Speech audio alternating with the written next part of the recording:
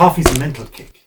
You want to perform to your best. Many people use coffee because it allows them to perform to their best under pressure, so they think. But in reality, caffeine stimulates the nervous system. And that's not all. Because by drinking coffee regularly, you can become dependent on it from your day-to-day actions and for your day-to-day higher mental performance.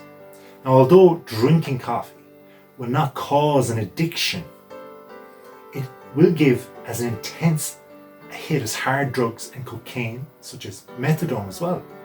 And many people do become over-dependent on it.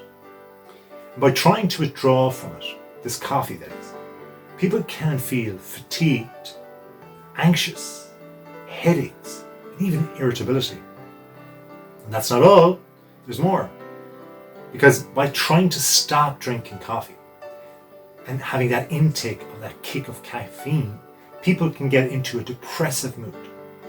And then they have a difficulty perhaps in concentrating or focusing on the job at hand. Now, caffeine is consumed in the body's liver. And many people drink coffee in the morning, as we know. And they want to give themselves this pep in their step, this pep in their mental performance. And it's true, for sure, that this can promote their concentration in and over the short term. But once an hour or two passes, it will begin to wear off. This hit just goes. That's why many drinkers of coffee or caffeine intakes stop drinking it later in the day. Otherwise, it may keep you up when you try to go to bed at night. So there's advantages but disadvantages as well. If you drink, say, 3 cups of coffee, well then you'd be considered a moderate drinker. And usually this intake causes, well, essentially no harm or little, if any, to most adult drinkers. However, drinking coffee can also affect people who have a thing called high blood pressure, or if you are in danger of getting, believe it or not, osteoporosis. Now, by drinking too much caffeine, it can also increase the loss of magnesium and calcium. So to offset that, couple of tablespoons of milk are advised within your cup of coffee. So take it. Why not offset it?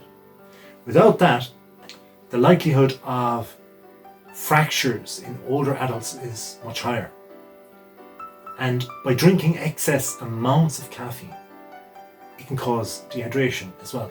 So in one way, you're pepping your brain, but you're also taking away from it. Now, you might feel like you want to go to the toilet a lot more if you drink even a little bit more caffeine than usual. Why? So you may feel like going to the toilet more often because coffee essentially is a mild diuretic. And I should know because I can remember when caffeine kept me going to the toilet, yes, a lot. When I took it to stimulate my brain before a really important examination many years ago.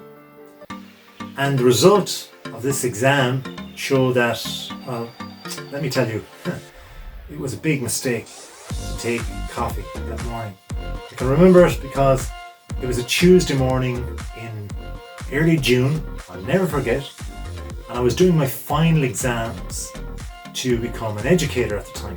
Now, I'd studied like I'd never studied before. I'd done it for months. And I knew all I had to do was turn up and just sit down and write.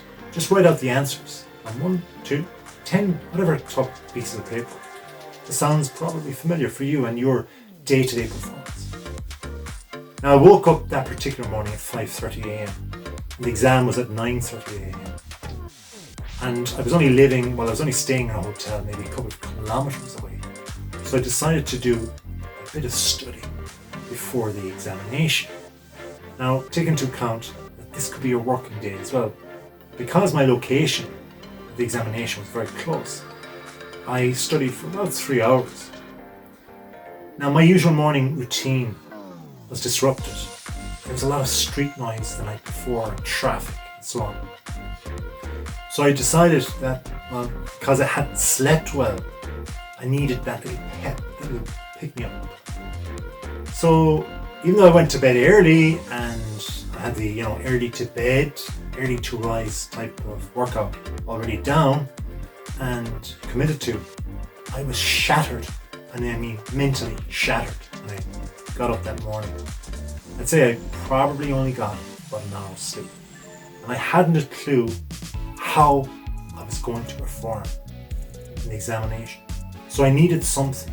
I chose coffee. Why? Because in the hotel room there was a few sachets of coffee by the kettle that was left there. So I decided to make myself a morning coffee and get stuck into a couple of hours study before the big exam. But remember, I was not a coffee drinker at all. I hated the stuff. Now for most people, drinking coffee early in the morning would be not a chore, would even be looked forward to. But not for me, because I just couldn't stand the taste. And so my brain was now resonating in a very good way over the years, as it had been trained to just wake up and be alert and perform to its highest capacity. But on this particular morning, as I was so tired, I needed something more. So for the next couple of hours in the morning, I studied very intently, and I sipped on the coffee that was in the cup.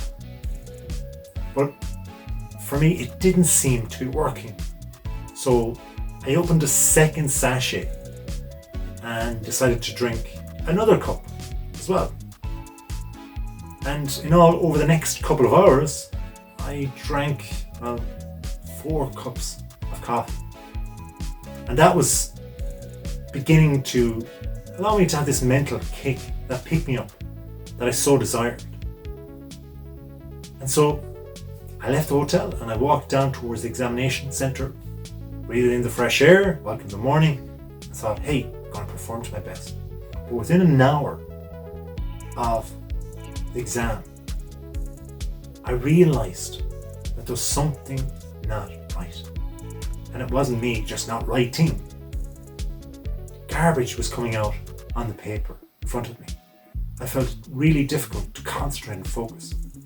I looked up from the table, my exam table. I was at the very top of the exam hall, and things were perceiving by me to shake and stutter. So an hour into the exam, of a 3-hour exam, I felt this is ridiculous.